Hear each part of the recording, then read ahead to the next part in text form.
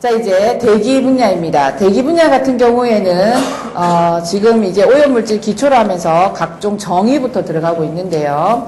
자, 첫 번째 대기오염 정의, 기출 유형 간단하게 정해놨어요. 자, 물론 여기에서 기후 생태계 변화 유발물질과 온실 기체에 대해서 나왔습니다만 이후에 온실가스라는 개념에서도 간간히 우리가 볼 수 있는 그러한 문제가 되겠습니다.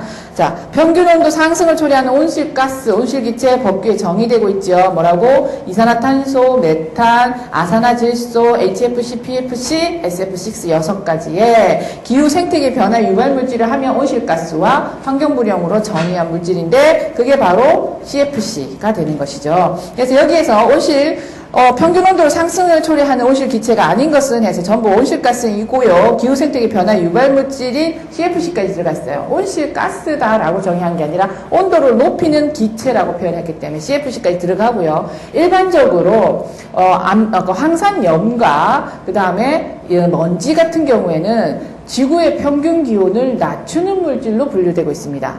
우리가 온실가스 같은 경우는 지구의 평균 기온을 높이는 물질로 분류되고 있고, 황산염과 그 다음에 먼지는 기후의 평균 기온을 낮추는 것으로 분류가 되고 있는데, 왜 그러느냐면 빛을 산란시키기 때문이에요.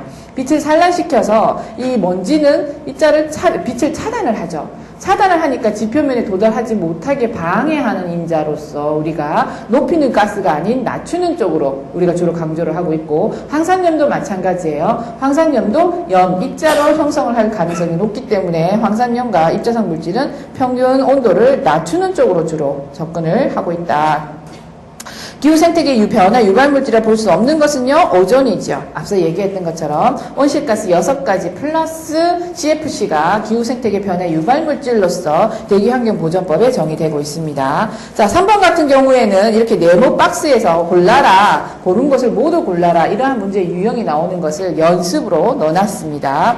자, 대기환경보전법상 바른 것만 골라라. 대기오염 물질이란 대기오염 원인이 되는 가스성 물질과 입자성 물질을 말한다. 맞지요? 환경부령으로 정한다. 폐기물을 제외하고는 대부분 수질, 배기, 대기 소음 진동 같은 경우에는 환경부령으로 정한다가 되어 있습니다. 단 오존주의보에 있었을 때 행동 대책만 바로 대통령령으로 정하죠. 저공해 엔진이란 자동차에서 배출되는 대기오염 물질을 줄이기 위한 엔진으로서 엔진 개조에 사용되는 부품을 포함한다예요. 제외한다가 아니라 포함한다가 되겠습니다. 첨가제란 자동차의 성능을 향상시키거나 배출가스를 줄이기 위해서 연료에 첨가하는 탄소와 수소만으로 구성된 화학물질이 아니라 탄소와 수소만으로 구성된 것을 제외한 화학물질입니다. 왜 그렇죠? 바로 연료 첨가제로 등록을 받고 이제 정제되지 않은 상태의 연료로 팔았던 그러한 사태가 있었기 때문이죠. 그 다음에 온실가스란 적외선 복사열을 흡수하거나 다시 방출하여 온실효과를 유발하는 대기 중 가스성 물질로서 이산화탄소, 메탄, 아산화질소, 수소불화탄소, HFC죠. 과불화탄소, PFC죠. SF6, 육불화황이죠. 맞습니다. 그래서 답은 기억, 리을. 다음 중 기후생태계 변화 유발물질인 온실가스로 정의되어 있지 않는 것은 이 문제는 함정이에요. 이 문제는 함정이에요. 기후생태계 변화 유발물질은 모두 다 포함됩니다. 여기에 있는 거. 하지만 온실가스로 정의되어 있지 않다라고 하면 CFC는 이제 온실가스로 정의되어 있지 않다라고. 하지만 온실 기능을 해요. 온도를 높이는 기능을 합니다. 자, 2번 발생원에 따라서. 이거는요, 지금 최근에 있는, 지금 5번 문제는 2012년도 경기도 기출문제입니다. 계속 이 문제는 좀 계속 꾸준하게 나오는, 그래서 간단하게 나오는 그러한 문제 유형이면서도 꾸준하게 잊을만 하면 한 번씩 계속 반복되는 그러한 문제 유형이라고 볼 수 있습니다. 다음 2차 오염물질로만 분류될 수 없는 것. 자, 1차 오염물질과 2차 오염물질 분류 기준은요, 2차 오염물질은 무조건 광학 반응에 의해서 생성된 과산화되어 있는 애들. 그래서 오존 대표적이죠. H2O2, PAM, PBZN 이러한 것들. 그리고 알데히드는 이제 1차도 되고 2차도 되고 이러한 것이 되겠습니다. 그리고 1차만 발생되는 것 뭡니까? 암모니아, CO2 그리고 H2S 그 다음에 HCl 이러한 것들이 주로 이제 1차 오염물질이죠. 1차도 되고 2차도 되는 것은 황산화물, 질소산화물 대표적인 것이죠. 그리고 아까 알데히드 얘기했던 것 이러한 것이 바로 1차도 되고 2차도 됩니다. 따라서 여기에서는요 2차 오염물질 지금 PBZN 강산화제들을 제외하면 질소산화물이에요. 물론 질소산화물이 2차 오염물질도 있습니다만 여기에서 1차 오염물질 물질로만 분류될 수 없다. 즉 1차도 될 수 있는 거 이렇게 해석이 될 수 있기 때문에 바로 질소 산화물이 답이 됩니다. 밑에 있는 것도 2012년도 서울에도 나왔고요. 경기도에서 나왔던 기출문제입니다. 이체 오염 물질인 거. 앞서서 5번 문제는 2012년도 5월 경기도에 나왔었고 이제 6번 같은 경우에 2012년도 9월 경기도 시험에서 나왔던 거죠. 계속 반복돼서 나왔던 유형이라고 볼 수 있습니다. 자, 그렇다고 매년 반복되는 건 아닙니다만 이제 잘 반복되고 있었다는 걸 알 수 있죠. 그럼 2차 오염 물질인 것은요. 강산화제 찾으면 돼요. 물론 황산염과 SO2랑 NO2 같은 경우에는 대기 중 광화학 반응을 합니다. 2차 오염 물질 될 가능성이 높지만 오존은 명백하게 광화학 반응에 의해서 생성되는 물질이기 때문에 여기에서는 이제 2차 오염 물질인 것 하면 강산화제부터 찾아야 된다. 다음 2차 오염 물질로만 짝지어진 것 같은 유형이죠. 그럼 강산화제에서 4번 눈에 보입니다. 그쵸? 그래서 암모니아, H2S 이런 거 들어가면 무조건 먼저 빼버리세요. 그리고 CFC는요. CFC는 대기 중에서 반응을 하지 않기 때문에 오존 층자가 올라가요. 즉 얘는 1차 오염 물질이죠. 대표적인. 그래서 이렇게 볼 수 있고요. 8번 대기오염 물질 중 2차 오염 물질에 해당하는 거 계속 반복되는데 오존입니다. 다음에 이제 9번도 마찬가지죠. 1차 오염 물질이 아닌 거 강산화제 찾아서 지금 5번부터 9번까지 모두 다 1차, 2차에 대한 기본적인 기준을 마련해두면 쉽게 풀 수 있는 보너스 같은 문제였다는 걸 알 수 있습니다. 10번 1차 오염 물질에 속하지 않는 거 1차 오염 물질 아까 얘기했던 것처럼 CO, CO2, H2S 이러한 것들인데 암모니아 그다음 이런 것들 대표적인 것이죠. 근데 NOCl이나 오존은 대표적인 2차 오염 물질입니다. 마찬가지로 11번도 1차 오염 물질 찾으면 되죠. 다음 대기 중 2차 오염 물질로 분류될 수 없는 것 이것이 똑같아요. 그다음에 13번은요. 기준 항목이냐 규제 항목이냐 아니냐로 나눠지죠. 그랬을 때 대기 환경 기준 항목 같은 경우에는 8개이기 때문에 반드시 기억해두자. SO2, NO2, CO, 오존, PM10, PM2.5, 납, 벤젠 거기에 해당되지 않는 건 탄화수소류가 되겠습니다. 다음 주 2차 오염 물질에 속할 수 없는 것은인데요. 자, 2차 오염 물질에 속할 수 없는 것이라면서 전부 화학식처럼 나왔어요. 그랬을 때 과산화되어 있는 1번 같은 경우에 뭐예요? PAN이죠. 그래서 당연히 되는 것이고요. 그 다음에 밑에 있는 것은 뭐예요? 질산염입니다. 그쵸? 질산염이기 때문에 2차 오염 물질, 즉 광화학 반응에서 생성될 수 있는 거. 그 다음에 밑에 있는 3번 같은 경우에는요. CHO죠. 그래서 이렇게 CHO인데 특히나 아크롤레인 같은 경우 이게 지금 아크롤레인이거든요. 대표적으로 2차적인 오염물질로서 대표적으로 분류됩니다. 그런데 밑에 있는 에탄올이잖아요. 에탄올, OH는 대기 중에서 반응이 생성되는 게 아니라 분해가 되죠. 그래서 이거는 1차 오염물질. 그래서 이렇게 화학식으로 나왔을 때는 포화된 물질을 찾아라. 불포화된 것일수록 광화학 반응에 의해서 생성된 가능성이 높고 산소가 많을수록 광화학 반응에 의해서 생성될 가능성이 높다. 그래서 포화된 것들은요. 일반적으로 1차 오염물질이다라고 분류를 하시면 되겠습니다. 다음에 이제 입자상 물질입니다. 자, 성상에 따른 분류.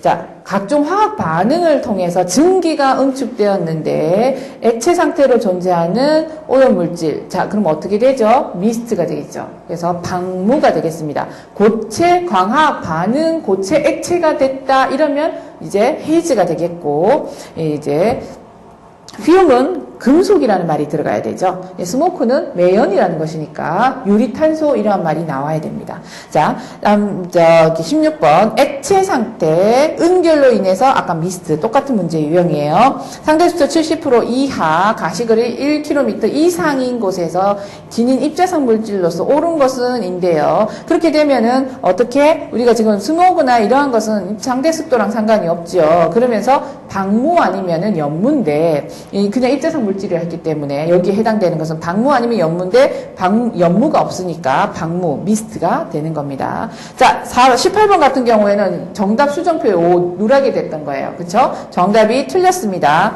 미세인 먼지가 거대 입자상 물질에 비해서 갖는 특징적인 성질이 아닌 것은이에요. 자, 미세먼지라 하면 우리가 기본적으로 법규에서 10마이크로 이하의 입자상 물질을 얘기하고 있습니다. 그럼 10마이크로 이하 중에서 특히나 우리의 폐포 깊숙한 곳에 도달할 수 있는 것은 0.5에서 5마이크로이기 때문에 거대 입자상, 즉 10마이크로 이상의 입자들은 못 들어가죠. 그래서 이게 특징 맞아요. 답은 1번으로 되어 있습니다만 틀렸어요. 답을 수정을 해주세요.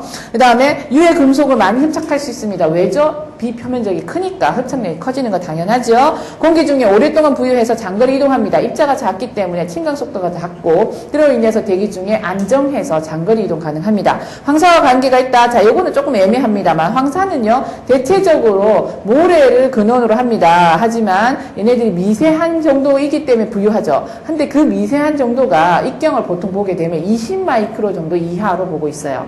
그러다 보니까 우리가 미세먼지 10마이크로 이하라고 한다면 황사와 관계 있다. 요거는 이 중에서 가장 연결이 어려운 그러한 형태라고 볼 수가 있겠습니다. 황사가 그러면 저대 입자만 돼 있나? 그건 아니에요. 그건 아니고 모래가 일단 입자가 큰 입자죠. 근데 그 중에서 미세한 입자들이 부유해서 장거리 이동해서 우리나라에 떨어지는 현상을 황사 현상이라고 하는데 입경을 분포를 보게 되면 20마이크로까지도 다양하게 분포가 되어 있다. 따라서 이 중에서는 가장 거리가 멀다라고 판단이 됩니다.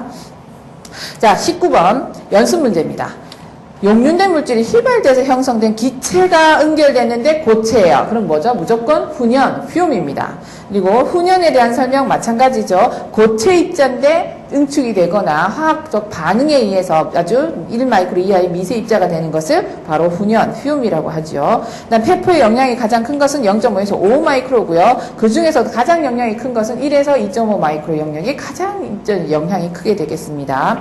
다음 용어가 틀린 것은 이제 에어로졸, 연무질이라고 표현을 하죠. 그래서 여기에서 미스트는요, 방무로 고쳐야 돼요. 이게 지금 전부 연무와 방무가 안 바뀌어 있습니다. 우리 교재에서 연무와 방무가 잘못되어 있는데 미스트는 방무이고요. 그 다음에 헤이즈가 연무고요. 에어로졸이 연무질이 되겠습니다. 자, 그래서 방무 등과 같이 가스 내에서 미세한 고체 또는 액체 입자가 분산된, 모두 다 분산돼서 입자성 물질이 부유하고 있는 것, 이게 에어로졸이에요. 그래서 에어로졸, 주로 액체, 고체가 같이 혼합되어 있다. 미세한 것들이라는 것이 많이 강조된 거고, 퓨온이라는 것은요, 휘발돼서 생긴 기체가 응축해서 생기는 액체가 아닌 고체 입자입니다. 퓨온은 무조건 금속 아니면 고체 응결이 같이 들어가야 된다고 했죠. 그래서 2번이 틀렸습니다. 스모크, 불완전 연소 결결된 유리탄소, 가 주로 된 입자상 물질이며 파티큘레이트라는 것은요 미세 입자상인데 이게 입자상 물질이기 때문에 액체 또는 고체가 모두 얘기하고 있는데 주로 파티큘레이트라 그러면 입자상 물질이라고 많이 해석을 하고 있죠. 자, 그 다음에 23번입니다. 금속, 산화물, 승화, 화학적 응축 무조건 퓨움이고요. 그 다음에 1kg 미만인데 아주 작은 물방울이래요. 그럼 뭐죠? 바로 안개가 되겠습니다. 포그가 되겠고요. 미세먼지에 대한 설명으로 틀린 거 미세먼지 농도를 나타내는 건 PM10, PM2.5, PM2.5는 초미세먼지라고 부르고 있죠. PM10은 스톡스 직경이 아니죠. 스톡스 직경은 밀도가 같아야 돼요. 그래서 어떻게 한다? 우리는 공기 역학적 직경. 그래서 모두 밀도가 같다. 얼마로? 1로. 그래서 밀도를 공기 역학적 직경은 그냥 밀도를 우리가 개별적으로 측정 못하기 때문에 모두 같다라고 보는데 그냥 다 1로 보고 그리고 침강 속도가 같으면 입경이 같다라고 보는 게 공기 역학적 직경입니다. 따라서 우리는요. PM10은 공기 역학적 직경으로서 10마이크로 이하의 입자상 물질만을 포집한 것을 나타내고 있죠. 그 다음에 미세먼지의 일부는 폐포까지 들어가서 영향을 미칠 수 있습니다. 주된 근원은 자동차 운행, 도심에서는 주로 자동차 운행에 의한 대기 중에 이제 이 미세한 입자들이 광학 반응에서 생성된 것들이 주가 되죠. 매연에 대한 정의 앞서 설명했습니다. 연소 시에 불완전 연소되어서 유리탄소를 주로 하는 입자상 물질을 매연이라고 한다. 그 다음에 27번 여기도 지금 잘못되어 있죠. 미스트가 연무라 되어 있는데 방무입니다. 각종 화학 반응에서 증기가 상대 습도 70% 이하에서 응결된 액체 상태는 미스트 맞죠? 그리고 고체 상태는 훈연, 퓨움이 되겠습니다. 상대 습도 70% 이상에서 고체 입자를 해구를 해서 생성되는 수적 또는 물방울 이제 이러한 것은요 안개이죠. 그다음 상대 습도 70% 이상에서 미세 입자를 해구로 화학 반응에 증기가 응결해서 고체 입자를 생성하는 것을 헤이즈라고 한다 아니에요. 헤이즈는 뭐가 들어가야 된다? 광학 반응. 그리고 상대적으로 70% 이하이지만 가시거리는 1km 이상이 될 수도 있고 이하가 될 수도 있습니다. 그래서 70% 이하에서 또는 이제 광화학 반응, 그리고 액체와 고체 상태가 같이 부유하고 있는 게 헤이즈입니다. 그래서 광화학 반응, 액체와 고체, 이러한 것이 이제 화학적 증기, 응결에 의해서 부유하고 있다, 헤이즈가 되겠습니다. 그래서 요거는요, 이제 틀렸죠. 그다음에 검댕이라는 것은 우리가 법규에서 이미 정의가 되어 있습니다. 그래서 유리탄소가 응결되어서 발생한 입경이 1마이크로미터 이상이 되는 입자상 물질을 얘기한다라고 되어 있고요. 다음에 이제 대기오염 물질의 기체 상태의 오염 물질이 아닌 것은 인데 입자상 물질을 골라라이죠. 그러니까 입자상 물질은 미스트가 됩니다. 입자상 물질을 가장 알맞게 설명한 것은 인데 훈연 1마이크로 이상의 액적은 아니죠. 얘는 금속으로 응결되어서 되어 있는 1마이크로 이하의 금속, 고체가 되겠습니다. 미스트 같은 경우는요, 가시거리가 1마이크로 이하로 안개보다 불투명하다? 아니죠. 가시거리는 1마이크로입니다. 1km 이상이 될 수 있어요. 상대습도 70% 이하에서. 하지만 화학적인 응결에 의해 가지고 대기 중에서 액체 상태가 응결되어 있는 미세한 입자를 우리가 부유하고 있는 상태가 방무다라고 표현하고 있고, 안개는 70% 이상 증기 또는 화학적 반응에는 액체 아니죠. 액체가, 그러니까 수증기가, 즉 물방울, 수증기가 액적 상태로 되는 것이 바로 안개가 되겠습니다. 연무 또는 방무는 습도가 70% 이하에서 시야를 방해하는 물질로서 크기는 1마이크로보다 작다. 이제 연무나 방무나 전부 시야를 방해할 수 있는 그러한 요건이 되겠습니다. 공기 중 입자물질의 폐에 대한 유입 과정의 설명, 바르지 못한 것을 골라라. 10마이크로 이상은요, 대부분 여기 상기도에서 걸리죠. 코털과 침 이러한 것으로, 콧물 이러한 것으로 다 걸리게 되고요. 그래서 큰 영향이 없습니다. 1마이크로 주변의 미세한 입자는 폐폭 깊숙한 곳, 그래서 1에서 2.5마이크로까지 가장 큰 영향을 줄 수 있다.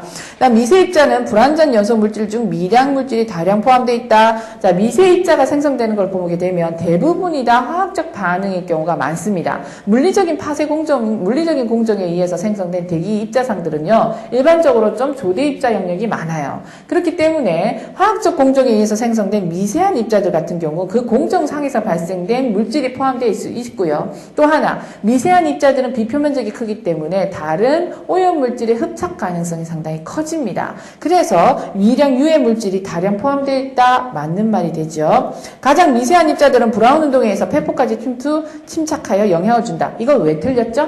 가장이라는 말이 틀렸어요. 미세한 입자 중에서 0.5 마이크로 이하의 미세한 입자들은요, 우리가 다시 호흡을 통해서, 호기에 의해서 다시 내보내집니다.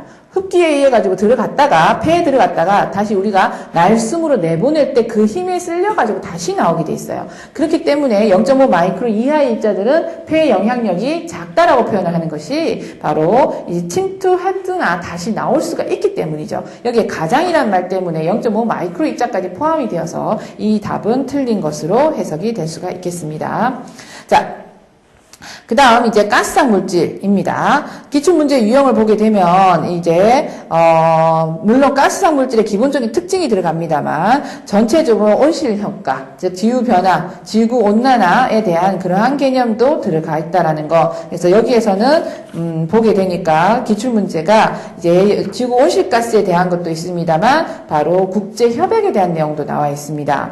자, 2014년도 서울시 같은 경우에는 7급과 9급에 모두 교토 의정서상에서의 신축적인 온실가스 감축 정책에 대해서 구체적으로 질문이 나왔었죠. 자, 우리 교재는 안 나왔습니다만 7급에서는요, 바로 선진국 간의 온실가스 감축을 위한 기술 개발 투자를 하고 이것에 대해서 인정해주는 제도는 다음 중 무엇이냐? 공동 이행 제도를 찾으라는 내용이 나왔었어요. 9급에서는요, 다음 선진국과 개발도상국 간에, 그러니까 다음이 설명하는 제도에 대해서 맞는 것을 골라라인데, 그게 바로 선진국이 개발도상국에 투자하고 기술 개발해서 온실가스를 줄이는 것을 인정해준다라는 내용이었어요. 그건 뭐죠? 선진국과 개발도상국 간이다 라고 들어가게 되면 바로 이제 CDM이 됩니다. 청정기술개발체제가 되는 거죠. 그런 식으로 이제 세부적인 내용까지도 9급 시험에서 또는 7급 시험에서 보여지는 경향이 있다. 자, 이거 이제 31번 같은 경우에는 2012년도 환경부에서 나왔던 기출문제입니다. 기후변화협약에서 탄력적 온실가스 저감 노력으로 고려되지 않는 것은요, 조인트 임플리멘테이션, 그리고 CDM, 클린 디벨롭먼트 메커니즘, 그리고 배출권 거래제도, 이미션 트레이딩, 이 세 가지가 인정이 되고 있지요. 그래서 녹색 성장제도는 인정되지 않습니다. 마찬가지로 환경부에서 나왔던 기출문제인데, 가스장 물질에 대한, 보기에 대한 물질 설명이 옳지 않은 것을 골라라입니다. 석탄 연소 시 발생하는 물질 뭐가 있을까요? CO2, NO2, 그 다음에, 그러니까 항산화물, 질소산화물, 이런 것들 다 있을 수가 있죠. 근데 황산화물로서 관련된 물질입니다. 자, 그럼 연소 시에 가장 황산화물과 관련돼서 많이 발생되는 것은요, SO2입니다. 따라서 여기에서는 SO2에 대해서 설명하고 있고, 나는 소의 소화 반응, 트림이죠. 이건 뭡니까? 바로 메탄이에요. 소 같은 경우는 위가 4개라서 이 안에서 계속 되새김질을 하면서 유기물을 분해하게 되는데 그때 발생되는 것이 바로 메탄입니다. 그래서 이 메탄을 설명하고 있고요. 그 다음에 다는 광화학 산화물이면서 물의 소독에 사용한다? 오존이에요. 그래서 가는 SO2, 나는 CH4, 다는 O3에 대한 것인데 가는 산성우의 주요 물질이다. 맞죠? 황산화물, 질소산화물이 산성우의 주요 물질입니다. 가는 석회수 반응으로 건출할 수 있다. 예, 황산화물은 석회랑 반응해서 탈황장치 처리법에도 석회첨가법이 있죠. 그 다음에 나는 무극성 물질이다. 자, 무극성이라는 것은 이제 이온화되지 않고 이것이 구조상, 화학 구조상 탄소는 이게 사면체죠. 탄소가 여기 가운데 있고 사면체죠. 그래서 어느 길이도 모두 다 길이가 똑같은 그러한 형태로서 무결정형, 그러니까 무극성이라고 표현합니다. 결정형이 아니라 무극성. 모든 이렇게 그림 그려놓으니까 너무 이상한데 이제 모든 방향으로의 그 거리가 모두 일정한 형태의 무극성이다. 맞습니다. 그 다음에 다는요 2가지 종류 아니죠. 산소라는 한 가지 종류의 원소로만 이것이 3개가 결합되어 있다 보니까 굉장히 반응성이 강한 물질이 되었다라는 걸 알 수 있습니다. 그래서 답은 4번이 되고요. 2011년도 경기도 기출문제입니다. 온난화 기여도가 큰 것과 지구온난화의 기여도가 큰 것, 즉 단위 질량당 온난화의 기여도가 큰 것과 지구온난화의 기여도가 가장 큰 것을 골라라 인데요. 그러면은 우리가 GWP, 지구 온실가스 순서대로 외우라 그랬죠. CO2, CH4, N2O, HFC, PFC, SF6. GWP로 보게 되면 어떻게 되죠? GWP로 보게 되면 거꾸로입니다. GWP로는 바로 이산화탄소를 1로 했을 때, 즉 동일한 양이 있을 경우에 지구온난화에 기여하는 것으로서 얘가 막 24,000배, 23,900이라고 되어 있죠. 약 24,000배 정도로 큰 정도가 이렇게 되는데 전체 기여도를 보게 되면